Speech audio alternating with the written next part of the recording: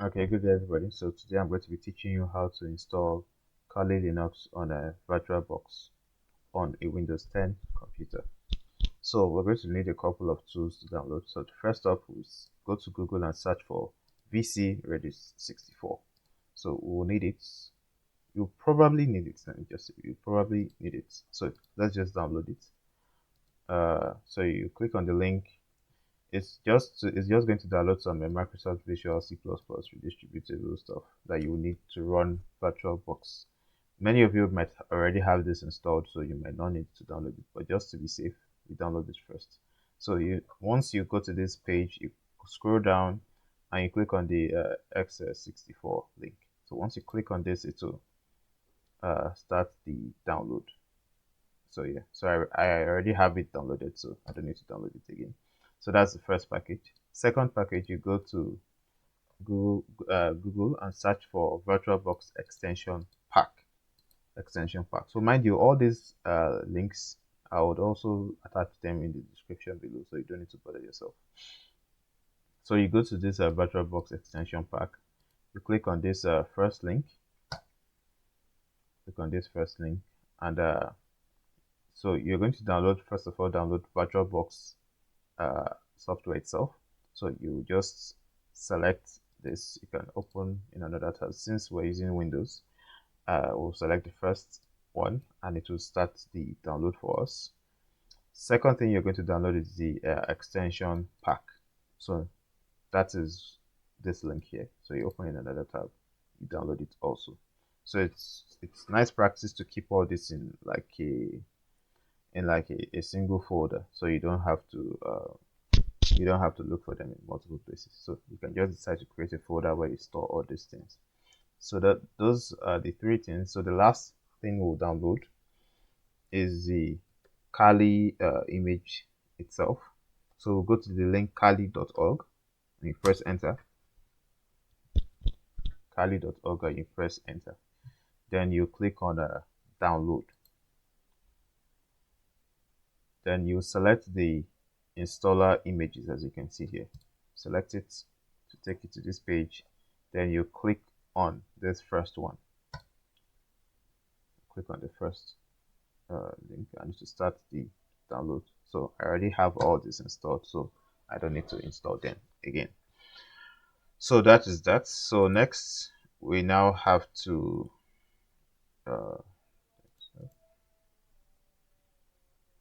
let me go to my folder where I store all this. Yes. So first things first, we install the VC Redist. Okay. Install. Yes.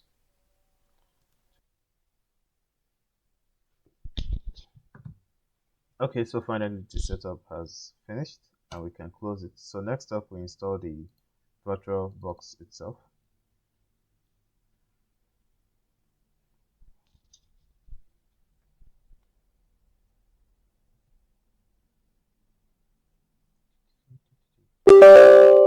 Select yes.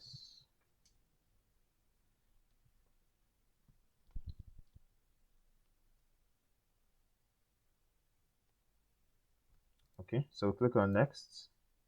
Click on next. Then we click on yes to start the installation and install.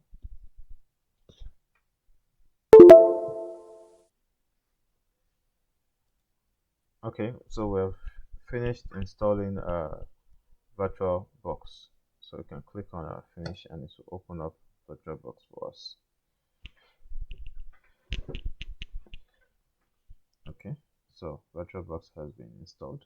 So next we can install the extension pack for VirtualBox. Just double click, it will open up the same window, right?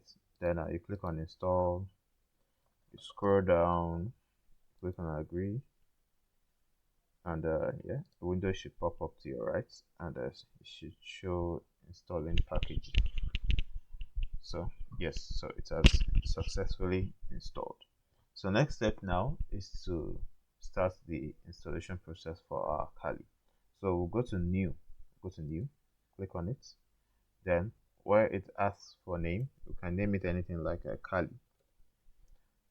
Then we go to the folder section, and okay, so the folder section is normal. Next is to select the ISO image. So click here, it will bring down a drop down menu, then click on other. So once you click on other, it will bring up a window where you should go to the location where you have your image file. So currently I have my image file in desktop in the Kali Linux folder. So you should go to the location of where your image file is. This is my image file that you can see here. So go to the location where you have your image file. So mine is in desktop and it's in Kali Linux. And I'll select this and click on open. So you can see it has added the image file to it. So okay, so next step is to click on next. So here now, I think this is where we start talking about the important part. So if you want to run Virtualbox, Kali Linux on Virtualbox, that means you want to run it virtually on your Windows. You know you're going to need to be running you're going to have to be running Windows operating system, as you can see. Then you're going to run Linux, which is inside of Windows, at the same time, basically. So that your Kali Linux will need to share some resources with your Windows, like your processor, your RAM, your storage space. So you need to think about how much resources you want to dedicate to your Linux. Obviously, the more resources, the faster and the better your Linux will run. The less resources, the worse it will run. So let me go to my task manager. So to go to task manager, you can just right click on your taskbar. Right click on your taskbar, go to task manager. Then it will bring out a window. If it's not showing any, if your taskbar is not showing anything, yeah, you can click on more details here. You can just click on more details and it will expand into this view. So once you open your task manager, you go to your performance tab, and then here it will have the properties for your system. So here you can see my CPU is Intel Core i3 10th generation 2.1 gigahertz, and it has a total number of 2 cores, as you can see here, 2 cores. So you will need to dedicate a certain amount of cores for your Linux. So I will be dedicating the entire 2 cores for my Kali Linux, because I've noticed that at least on some other processors, on some other people's system I've installed Kali on, that anytime I dedicate one processor, it usually runs slow. Obviously, that also depends on the type of processor you're using. If it's an i3 10th gen and uh, the speed of your processor and all that depends on it. But I think it's just good. It's just good to dedicate the entire 2 cores for your Kali Linux. So it's not like you run into any issues or all that, but it just depends on how you want to be running it. If you choose to run your Kali Linux in a VirtualBox, let's say you're using Windows and maybe you want to start up your Kali, right? I would recommend that maybe you close some other background apps, like maybe if you have your browser open in your Windows, you close it, and if you have other programs, you close it too, just in the bit to save resources. So I'm going to dedicate two cores, as you can see here, 2 CPUs. You can't increase it past the number of CPUs you have. So that is why you have to come here to check how many cores or CPUs you have. So mine is 2, and I'm going to dedicate the entire 2 to it. Next is how much base memory you want to dedicate. So you can come down here to memory. You can see I have a total of 8 gig of memory, even though it's showing 7.8. I have a total of 8 gig of memory on this system. So out of that 8 gig, I'm going to dedicate around 4 to 6. I think I should dedicate 4 gig. 4 gigs should be enough for the RAM. So if you have around maybe if you have around 4 gig of RAM, you can dedicate 2 out of that 4 gig. You can dedicate 3, depending on what you want, right? So you can dedicate 3 or you can dedicate 2. But I don't think it won't be good if you dedicate the entire RAM. So just dedicate either 2 or 3 if you have 4 gigs of RAM. If you have 8, you can dedicate 4 gigs or 6 gig of RAM. you get. So it depends on you. So this will be my settings for this hardware part: 2 CPUs and 4 GB of RAM. So you can drag the slider down to 4096 or something. Even though 1 GB is 1024 MB, 2 GB should be 2048, 3 GB just like that. Yeah. So you're just going to be adding 1024. So you can do the calculation if you want to add exactly to 4 GB of RAM. But I'm just going to leave it at here. It doesn't really matter. Then I'll click on next. So here we're to dedicate amount of storage we're going to need for our Kali Linux. So in my case, I have about 494 gigs free, so that's a lot of space free. So I'm going to dedicate around a 70, or let me say 50 gig. Although after this demo, I'm going to install Linux from this system, because this is not actually my personal system, it's just for this video. So depending on you, you can decide to dedicate any space you can afford. Or let me not say any space. It shouldn't be below 20 gig at least. So you should dedicate 20 gigs and above. If you don't have space, try and delete something. You get. So because once you install Kali, out of that 20 gigs, it will still take about, I don't know, like 7 or 8 gigs for the system files or stuff like that. I might be wrong, but we'll check after we completely install how many gigs it actually takes. So I recommend you dedicate at least 20 gigs for your own. If you know you're going to be using Kali a lot, and you're going to even probably make it your main operating system, I suggest you dedicate even more. When I started using Kali on Virtualbox, I dedicated about 75 gig for my own Kali.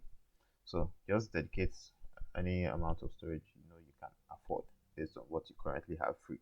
So, and you also need to know that you should leave some space for your Windows, right? So if you have like 50 gig of storage free on your Windows, you can dedicate around 30 for Kali and leave the remaining 20 for Windows. Just make sure you also have space remaining for your Windows. Don't dedicate the whole, like now I have 494. I can't dedicate the whole 494 for my Kali. It's not going to work, because Windows still needs some space to even operate.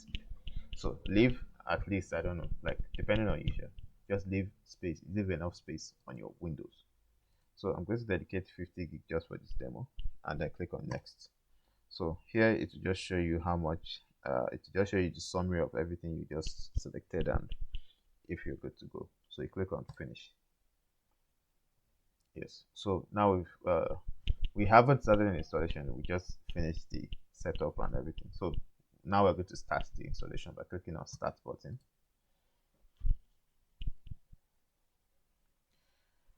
It's going to power up.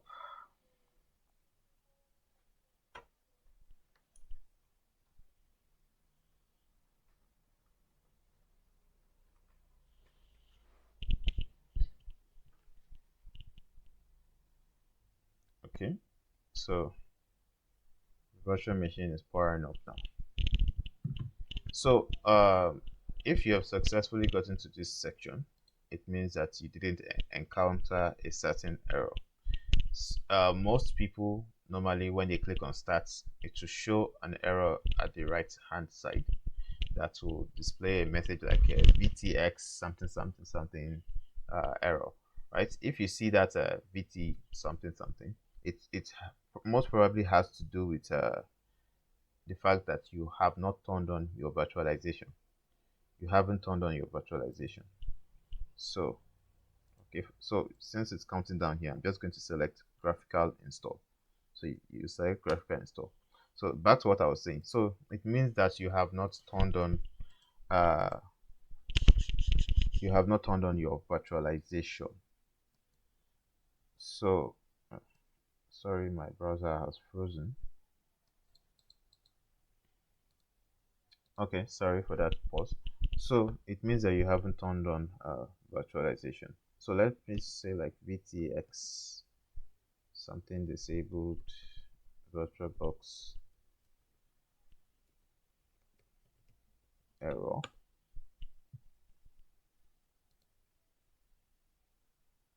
Yeah, so the error usually looks like this. Yes, so VTX is disabled. So if you see this displayed on your VirtualBox when you try to start Kali.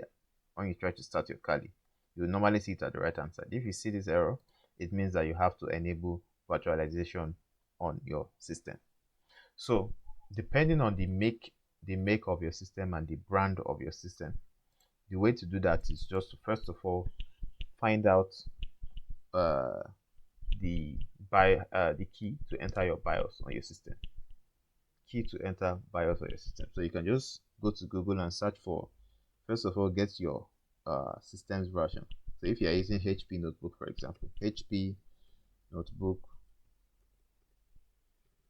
BIOS key, for example, BIOS key, and it will tell you that turn on the computer and then immediately press escape key repeatedly until the startup menu pops up. Then press F10 to open BIOS setup utility. So that is how you enter your BIOS for this HP notebook. So not even to just make things easier for you, I think you can just go to YouTube straight up. You can just go to YouTube, right, and search for, you first start with maybe the version of your system, maybe HP notebook, how to enable virtualization in BIOS. So you will see a lot of videos depending on the type of system you're using, or type of HP system you're using. So the reason why I say you should get the correct version of your system is because different HP systems with different look to their BIOS. As you can see, this one's BIOS looks different. This BIOS also looks different, even though they are both HP systems. So you need to get the exact version of your HP laptop. So, and you specify it in the search query, so that you see how to enable virtualization on your system. Just YouTube this is not, it's really not a hard process. There are a lot of videos depending on the system you're using out there. So even if you're using a DELL system, you just search for DELL laptop enable virtualization or something. It will most probably be between these keys, F2 escape, F2 escape, F10 keys. So just try and do a little research and you will definitely find your answer, how to enable your BIOS. If you have any issues with this step, just make sure you drop a comment below and I'll walk you through on how to fix it. So yeah, so that's that for that step. So but if you didn't have that issue, you can just continue together with my installation. So I still have my VirtualBox up and I have another window that has popped up. So you see the window here, right? So we're going to start with the installation now. It's just now we're starting the Kali Linux installation. So it will ask you to select a language, select whatever language you speak, whether it's English or French or whatever, select it. Then ask for your country, your location, select mine, Nigeria. Then ask for which keyboard you want to use. I recommend you use an American English keyboard. That's if you're using the standard layout of keyboard, the QWERTY layout. So just search for whatever layout your keyboard is and select the appropriate option. So most people's keyboards will be the American English layout. So select that and it starts the process, detecting and mounting installation media. Okay.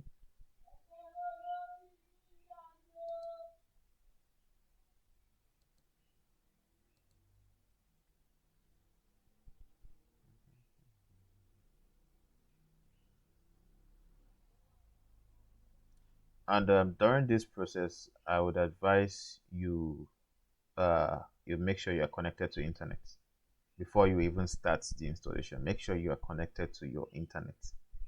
Don't disconnect from the internet because it will need internet connection to be able to perform some certain settings, because it needs to reach out to certain servers and collect some information during the installation process, and to also configure your network interfaces, your IP address and all that type of stuff. So make sure you are connected to internet before you start this installation process. If you are not, by the time of maybe the selecting of keyboard section, you can also still connect to internet at that point.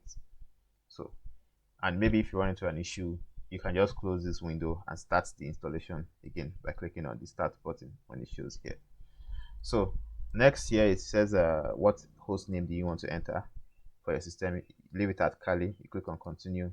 It asks for domain name. You don't need to enter anything. Click on continue. Then it will ask for your username, full username. So you can just enter a single name. So I'm just going to enter Kali, for example, and go next. So it will show username for your account will be Kali.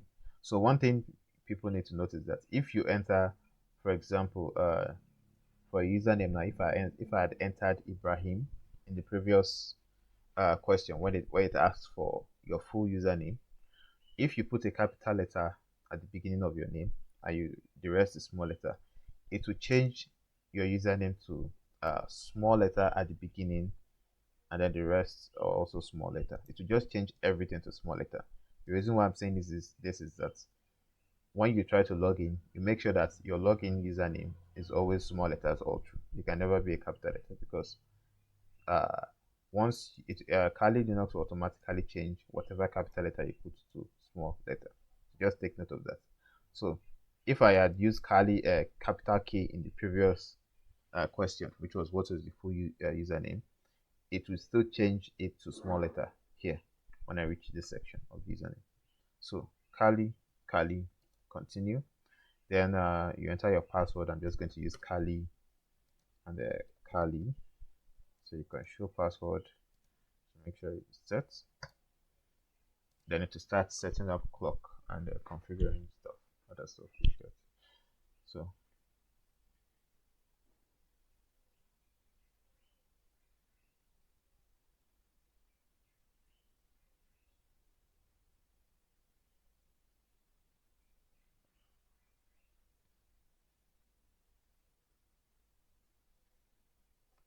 okay, so next step now, it asks for partition disks. So make sure you select the correct options here. So it asks you select on use entire disk, the first option. Then you click on, you make sure that the value here is similar to the value you set previously. I set 50 gig, so it's showing 53.7. That's okay. If you set 20 gig, maybe 23.7. That's just how it will normally display. But if you set 20 gig and you're seeing like 100 gig, then something is wrong somewhere. So you click on continue, but it should always be the correct one, so you don't need to bother yourself. I click on continue. Then it asks you all file in one partition recommended here. You click on continue, make sure that is selected. Click on continue. Okay, so it's done with the partitioning, and then you make sure it's on finishing partitioning and write changes to disk. Click on continue. Then it's here it asks you to write changes to disk. You select yes and you click on continue.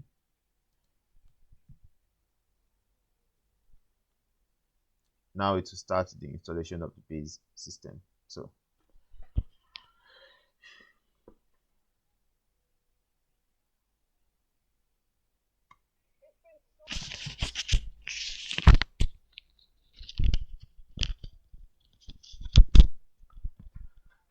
okay, so here we are at the software selection screen. So we have to select what software we're going to use. So desktop environment we are using is XFCE. That's Kali Linux default desktop environment.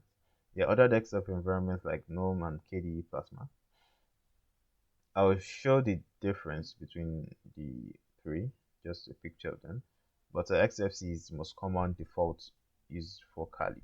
So desktop environment just determines how your GUI will look like, how your graphical user interface would look like. So different desktop environments, different GUI with different colors and animations and stuff like that. That's just all it changes, to be honest, and maybe some functionalities also. So, but the best and the default one, or let me not say best, let me just say default one, is XFCE, that you will see mostly used for Kali Linux default installation. Next is the collections of tools. So here you can select if you want to install the default tools that come with Kali Linux.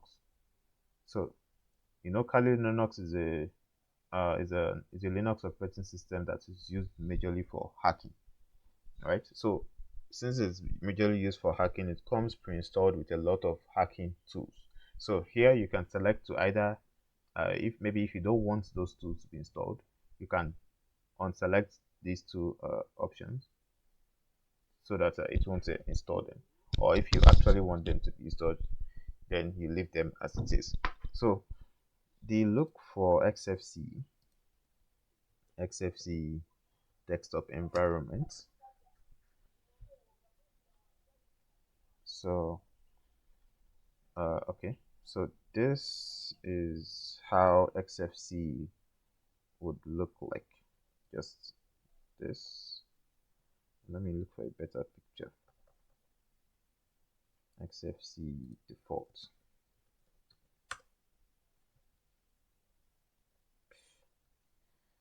Okay, don't know where I can find an actual XFC environment. Okay. Let me select. Let me type Kali XFC default. Yes. Sorry. Yeah. So this is how XFC looks like by default. This is how it will look like. This is how the folder icons and everything. The panel or the taskbar is at the top of your screen. You can obviously also drag it to whatever side you want and all this. So that is for XFC. For KDE Plasma,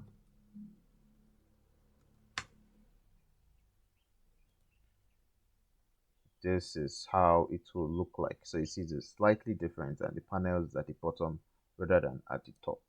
You can also customize and do other things. It gets really crazy. Customization in Linux is like insane when compared to Windows. You can even change your Kali to look completely different. So I don't desktop environment doesn't really matter like that, but it depends on your preference. And even though you install XFCE now, you can obviously still also change it later on. Maybe if you want to change to another desktop environment. So it doesn't really matter. The last one is a GNOME.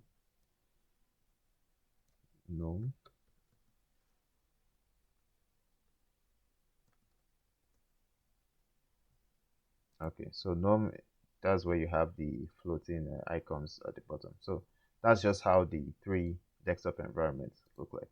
So next we can just continue. Make sure all these options are selected and we can continue. So now it will start the installation of the software. So it will take some time depending on how fast your system is. So see you at the next part.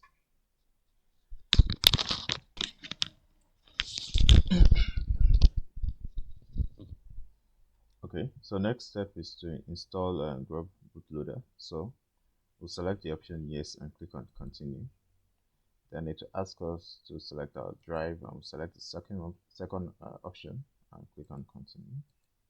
Okay, so finally we're done with the installation. We can click on continue so that it can reboot and start and boot into our Linux installation.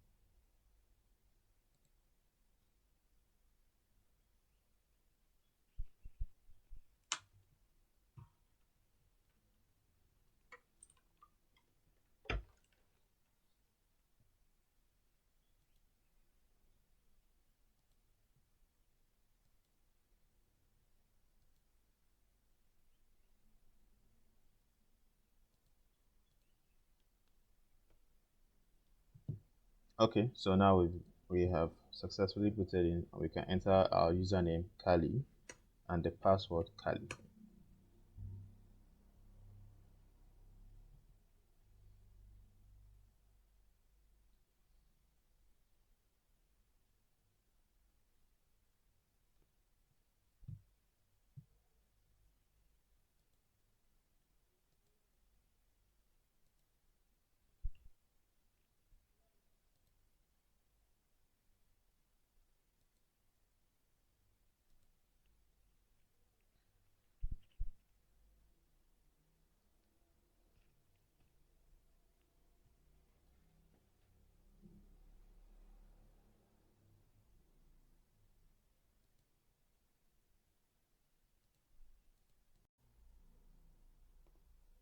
Okay, so we have successfully installed Kali Linux. So and I've already logged in. So what you want to do now is that you're going to update and upgrade your system.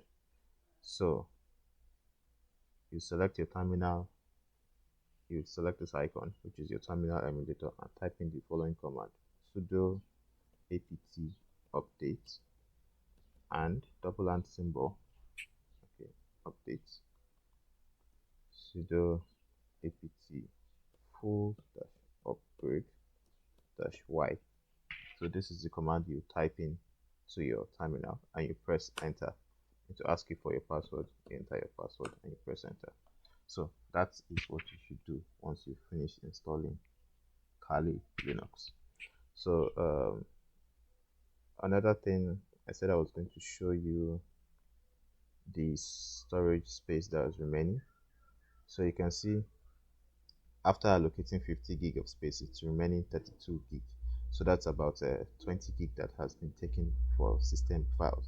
So you should just know how many gig you want to allocate to your Linux, because it's going to take a huge chunk of space for the system files that will be pre-installed. So one extra thing, by default you won't be able to uh, copy and paste texts. Let me just say text. You won't be able to copy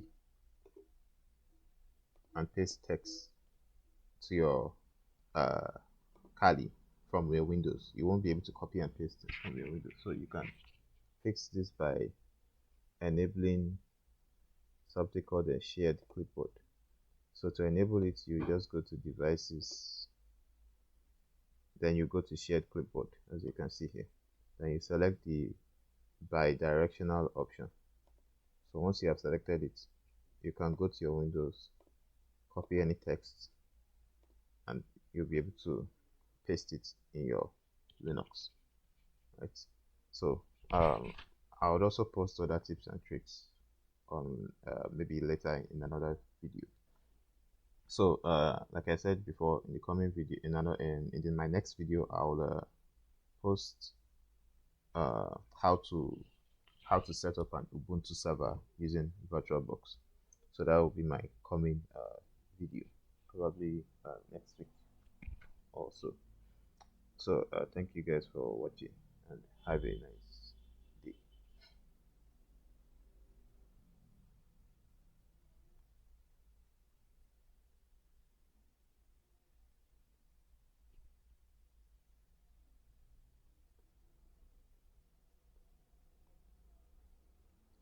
Okay, another thing before I go, if you want to shut down your machine, you can just come to this power button, click on the power button, then click on shut down. So it's just like your Windows. So the machine will shut down, and then that's it. Yeah. So if you want to start up your Kali, all you do is open your VirtualBox, which will be on your desktop. You open it up, then you make sure your Kali is selected, and you click on start. So once you click on start, it will power up your VM and it will open another window. It is that window that you that will make use of on your Kali.